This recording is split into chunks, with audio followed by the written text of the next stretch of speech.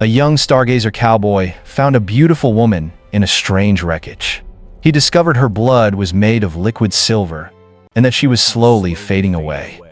To save her, he would have to race the sun itself. This is their story. While other cowboys found their fortunes in the dust of the earth, Orion found his in the dust of the stars. He was a man of the high prairies, a horse wrangler who preferred the company of the silent, celestial herds above to the rowdy saloons below. His small, isolated cabin was less a home and more an observatory, its shelves filled not with dime novels, but with hand-drawn star charts and books on celestial navigation. He was a dreamer, a quiet soul in a hard land, who believed that every falling star was a question and every constellation a story waiting to be read. He was charting the path of a newly discovered comet on this particular night, the air crisp and clear, when the sky itself seemed to tear open. It was not a star that fell. It was a silent, graceful tear of light, a streak of shimmering silver that descended not with a roar, but with a whisper, disappearing behind the dark silhouette of the distant mesas. It was unlike anything he had ever seen. It was not a rock burning in the atmosphere. It was something controlled, something that had landed, not crashed. His curiosity, a force as powerful as gravity itself, pulled him from his work. He saddled his most trusted mare, his heart pounding with a mixture of scientific wonder and a strange, unexplainable premonition that he was about to find an answer to a question he hadn't even known how to ask. It took him nearly 2 hours to reach the landing site, a small, hidden box canyon he had never explored before. There, in the center of the canyon floor, was not a crater of smoking rock but a pod. It was a smooth, organic-looking vessel made of a material that seemed to drink the moonlight, its surface shifting with faint, iridescent patterns. A seam on its side was open, a soft, pulsating, silvery light spilling out onto the desert floor, and lying beside it, as if gently placed there, was a woman. She was unconscious, her form bathed in the pod's ethereal glow. Her hair was the color of spun moonlight, and her simple, seamless garments seemed to be woven from the very fabric of the night sky. She was the most beautiful, most impossible thing he had ever seen. He approached cautiously, his horse snorting nervously behind him. He knelt beside her, his practical cowboy instincts warring with the overwhelming sense of wonder. He saw a shallow cut on her forehead, a thin line of something that was not blood. He gently carried her back to his cabin, his mind a whirlwind of impossible theories. He laid her on his own simple cot, the strange, silvery light of her being seeming to push back the familiar shadows of his lonely home. He took a clean, damp cloth to tend to the cut on her forehead. And that is when his world truly broke from its axis. As he dabbed at the cut, a single, perfect bead of liquid silver welled up. But it was not the consistency of mercury. It was alive, shimmering with an internal light. And then, the impossible happened. As the cool night air of the cabin touched the droplet, it did not drip, it did not congeal, it began to fade. It shimmered for a moment, breaking into 1,000 tiny specks of light, and then simply vanished into the air, leaving no trace, no stain. He stared, his heart pounding in his ears. He looked closer at the woman on his bed. It wasn't just a trick of the lantern light. Her skin, where the moonlight from the window touched it, seemed faintly, almost imperceptibly, translucent. She was not just a woman with silver blood. She was a woman who was slowly, beautifully, and terrifyingly disappearing. The star that had fallen to his earth was dying, and he was the only witness to its fading light. Orion spent the rest of the night in a state of stunned vigil, watching over the impossible woman. He did not sleep. He sat in his chair, watching the slow, rhythmic rise and fall of her chest, half convinced that if he looked away, she might simply fade into nothingness. The world he knew, a world of predictable orbits and immutable celestial laws, had been invaded by a miracle that defied all logic. He was a man who charted the heavens, and now, a piece of those heavens was sleeping in his bed.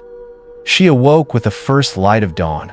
Her eyes, when they opened, were the color of a twilight sky, a swirling mixture of deep violet and silver, and they held no fear, only a profound, ancient weariness. She sat up slowly, looking at her strange surroundings, then at him. He held his hands up, palms open, a universal gesture of peace. He tried to speak, to ask her name, to ask if she was all right, but his words were met with a look of polite, complete incomprehension. She did not understand his language. It was then that their strange, silent conversation began. She raised a slender hand, and the air in front of her shimmered. Upon the rough wooden wall of the cabin, an image formed, projected from her palm. It was a breathtaking, holographic star chart, but of a sky he had never seen, with swirling, twin nebulae and constellations of impossible beauty. It was her home. She was showing him where she had come from. Orion, his heart pounding with a scholar's excitement, rushed to his own work table. He unrolled one of his most detailed charts of their own night sky. He pointed to the constellations he knew: Orion's belt, the Big Dipper, the North Star. He was showing her where she was now. She looked at his crude, hand-drawn map, then back at her own luminous, perfect projection, and a look of dawning understanding crossed her face. A faint, sad smile touched her lips.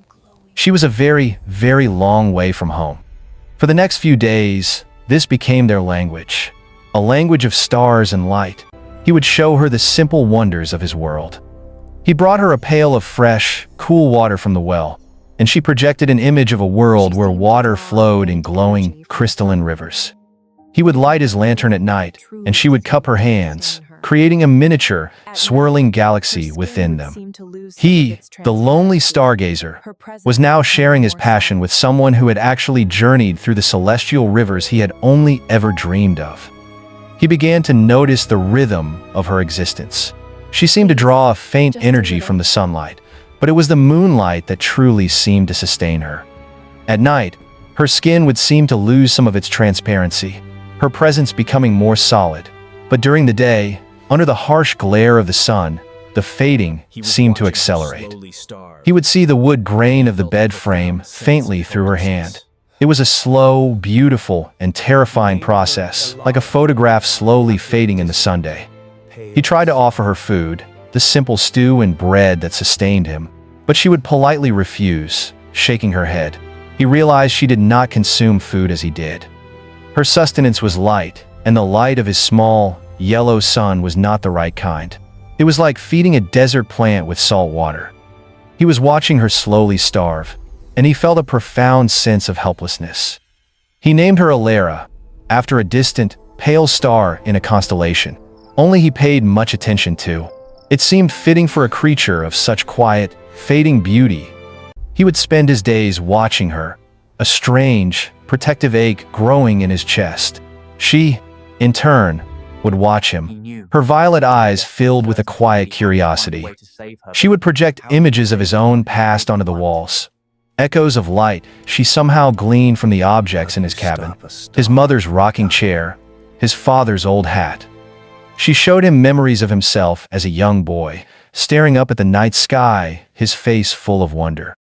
She was showing him his own soul, and he, in turn, was falling in love with the beautiful, impossible, and tragically fading star that had fallen into his life.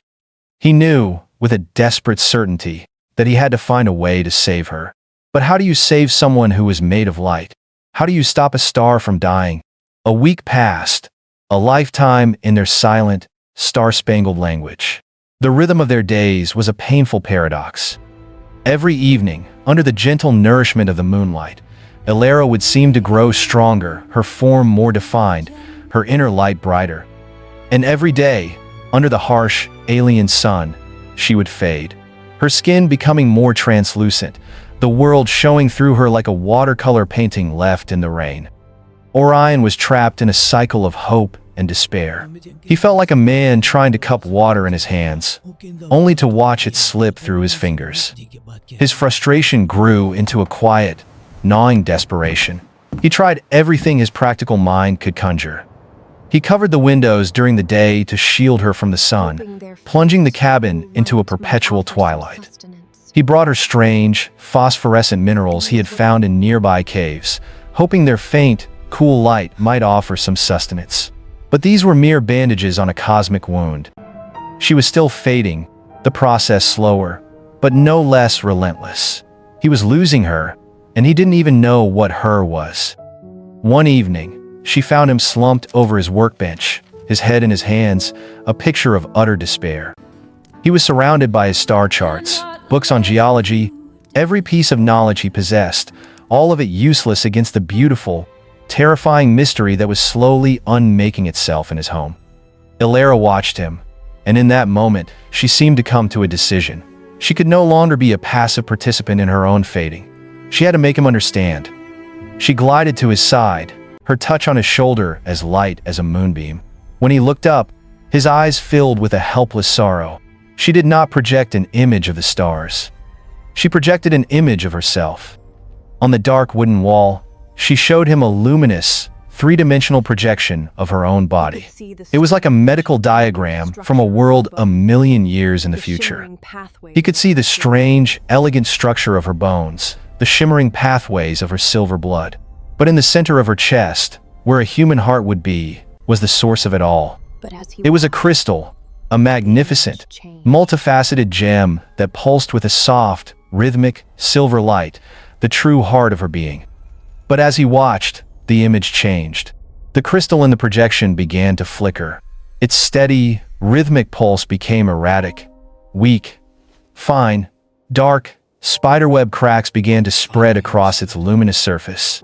The light within it, once brilliant, was now a dull, dying ember. She was showing him, with a heartbreaking clarity, the source of her ailment. She was not sick. Her heart was breaking. Her power source, the very core of her existence, was failing. He finally understood. She was a beautiful, intricate machine, a celestial clockwork, and her mainspring was winding down. The fading of her body was merely an external symptom of a catastrophic internal failure. His efforts to shield her from the sun were like trying to fix a broken watch by polishing its glass. The problem was deeper, at the very core of her being.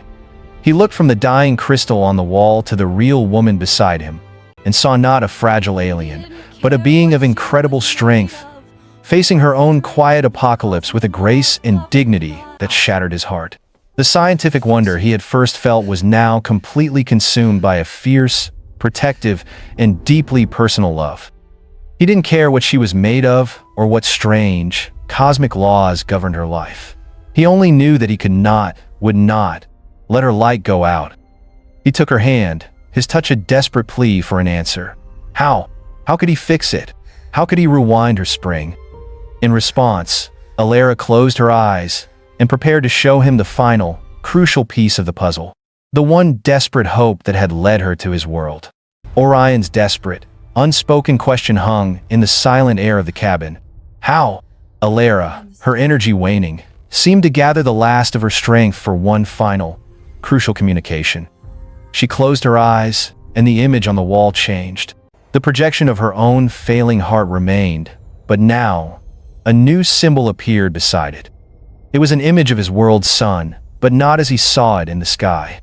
It was a stylized, iconic image of the sun at the precise moment of sunrise, its rays spreading out over the horizon. She held the image there, pulsing faintly, a simple, two-part equation. Her dying crystal heart, plus the rising sun, equaled what? Rebirth? Energy? Salvation? The message was both incredibly simple and maddeningly vague. Orion stared at the wall, his mind racing. It couldn't just be any sunrise. He had watched 1,000 sunrises with her, and she had only grown weaker. There had to be something more, a specific place, a specific time, a missing piece of the puzzle. He turned to his own world for answers. He began pacing the cabin, his eyes scanning his collection of books and charts, not the ones about distant stars, but the ones about the earth beneath his feet. He pulled out old, leather-bound journals from the previous survey teams, geological maps, and a dusty, almost forgotten book on the folklore of the native tribes who had once inhabited this very land. He was searching for a connection, a place where the sun and the earth held a special significance. His eyes scanned page after page of geological data and dry survey notes. Nothing. He was about to give up, a cold dread seeping into his heart, when his gaze fell upon the folklore book. He opened it to a chapter on the local Apache creation myths. And there it was. The book spoke of a legend, a place the Apache called Dawa-Ka, which translated to the Sunstone. It was a massive, flat-topped mesa, unique in the territory, its peak made not of normal sandstone, but of a strange, crystalline rock that glittered with quartz and mica. According to the legend, the mesa was a sacred place, a point where the sky and the earth met. The legend said that on one day of the year, and only one, at the precise moment, the first rays of the sun struck the peak on the morning of the summer solstice. The longest day of the year, the entire mountaintop would absorb the light, and for a few brief, magical moments, it would sing, vibrating and glowing with a brilliant, golden, life-giving energy. This was the plot twist, the key to the cosmic puzzle. Alara was not dying of an incurable disease. She was a celestial machine, and her battery was almost empty. The sunrise she had shown him was not just any sunrise. It was a specific, powerful, and concentrated form of solar and geothermal energy, available only at one place, at one time, and that time was fast approaching. He scrambled for his calendar. The summer solstice was in 3 days. He looked at Alara, who had been watching him, her form now so faint he could almost see the log wall of the cabin through her.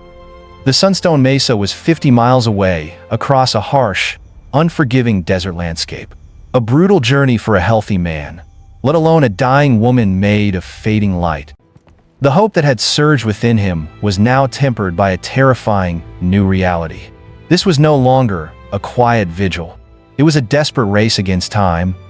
He rushed to her side, his mind already calculating routes, water sources, and the precise timing of the sunrise. He unrolled his most detailed map of the territory on the floor. He pointed to their location, then traced a determined line with his finger across the canyons and dry riverbeds to a single flat-topped mesa marked with a small, almost forgotten notation from an old prospector. Sunstone. He looked at her, his eyes blazing with a new, fierce purpose. He could not project images from his mind, but his intent was clear. He was no longer a helpless spectator. He was her guide, her protector, her only chance. He would get her to that sunrise, or he would die trying. Alara, seeing the unwavering resolve in his face, managed a weak but grateful smile. Her long, lonely journey had led her to the one man on this primitive planet who could read both the language of the stars and the language of the earth. The discovery of the Sunstone Mesa ignited a fire of desperate purpose in Orion. The vague, helpless sorrow he had felt was burned away, replaced by the sharp, clear focus of a man with an impossible mission. There was no time to waste. The summer solstice was a fixed point in the celestial clockwork, a deadline that would not wait. They had less than 3 days to cross 50 miles of the most brutal terrain in the territory. This was his all-in moment. He was no longer just a stargazer, he was a survivalist. He packed with a swift, practiced efficiency, filling canteens, packing dried rations, and grabbing his compass and star charts. His most crucial decision was about transportation. His own mare was strong, but not strong enough to carry them both quickly. He made a choice. He would take his 2 hardiest horses, loading one with their supplies and riding the other, while leading Alara, who was now too weak to ride on her own, on the gentlest and surest-footed horse he owned. He helped her onto the horse, his hands noting with a fresh wave of terror how light, how almost insubstantial she felt. Her body was now visibly translucent in the afternoon light, a beautiful, fading ghost. He wrapped her in a thick blanket to shield her from the sun's harsh rays, a gesture that felt both vital and tragically inadequate. As they set out from the small, peaceful cabin, leaving its quiet safety behind, Orion knew he was betting everything: his life, his future, and the fate of the star woman he had come to love on a single, ancient legend. The journey was a brutal ordeal. The desert, a place Orion had always respected, now felt like a living, breathing enemy. The sun was a relentless hammer, beating down on them, seeming to drain the very light from Alara's form. By the end of the first day, she could no longer sit upright on her own, and he was forced to ride with her in his own saddle, his body a physical shield against the world, her fragile, fading form held tightly against his chest. They traveled through the night, guided by the stars. It was a strange and beautiful irony. He, who had always looked to the stars for answers, was now using them as a map to save one of their own. He navigated by the constellations, his knowledge of the celestial pathways their only guide in the featureless darkness. During these quiet, moonlit hours, she would regain a small measure of her strength, and they would communicate through her faint, shimmering projections. She showed him images of other worlds, of great cosmic voyages, of the beauty and the loneliness of her long journey. He, in turn, told her stories of his own small world, of his childhood, of his dreams. Their bond, forged in silence, was now deepened by these shared, whispered stories under a canopy of stars. On the second day, they faced a new threat, a flash flood. A distant storm had sent a sudden, violent wall of water roaring down the dry canyon they were traversing. Orion's skill as a horseman was all that stood between them and certain death. He spurred their horse up the steep, crumbling canyon walls, the animal straining, slipping, fighting for purchase as the muddy waters surged just feet below them. He held Alara with one arm, his own muscles screaming in protest, his heart pounding with a fear not for himself, but for the precious, fading light he held in his arms. They made it, collapsing on the high ground, exhausted and soaked, but alive. The ordeal had taken a terrible toll on Alara. She was now almost... They arrived at the base of the Sunstone Mesa in the deep, cold darkness that precedes the dawn. The final part of the journey had been a blur of desperation. Alara was barely there anymore, a shimmering, translucent wisp in his arms, her inner light a faint, flickering ember. Orion was running on pure adrenaline and a will forged from love. The final confrontation was not against a man or a beast, but against the unyielding clockwork of the cosmos itself. They had to reach the peak, before the first ray of sunlight. The climb was a final brutal test. The sides of the mesa were steep and treacherous. He left the horses behind, with Alara, a weightless, fragile ghost, held carefully in his arms. He began to climb, his hands and boots searching for purchase on the sharp, crystalline rock. He could feel her fading, her faint warmth growing colder. He was not just climbing a mountain, he was fighting to keep a star from extinguishing in his arms. He reached the flat, wide peak just as the eastern horizon began to glow with the first pale blush of dawn. The entire mountaintop was a strange, flat plain of glittering, mica-flecked stone. He gently laid Alara down in the very center, her form now so faint she was little more than a shimmer in the air. He knelt beside her, his heart a tight knot of hope and terror. He had done all he could. The rest was up to the sun, and to a legend he had gambled everything on. As the sky brightened, a low, resonant hum began to emanate from the stone beneath them. The entire mesa was vibrating, a great, sleeping instrument awakening. Orion looked at the eastern horizon. The top edge of the sun, a sliver of blinding, molten gold, appeared over the distant mountains. The first ray of direct sunlight struck the mesa, and the world was transformed. The entire mountaintop erupted in a silent explosion of brilliant, golden light. The crystalline rock absorbed the sunlight and began to glow from within, turning the stone into a sheet of pure, radiant energy. The humming intensified, becoming a beautiful, celestial song, a symphony of light and stone. Orion watched in absolute awe as the golden light gathered, flowing across the surface of the mesa and converging on the one spot where Alara lay. The light enveloped her, wrapping her in a cocoon of pure, life-giving energy. The shimmering outline of her body began to pulse in time with the mountain song. And then, slowly, miraculously, she began to return. Her form solidified, her skin regaining its soft, pearlescent glow.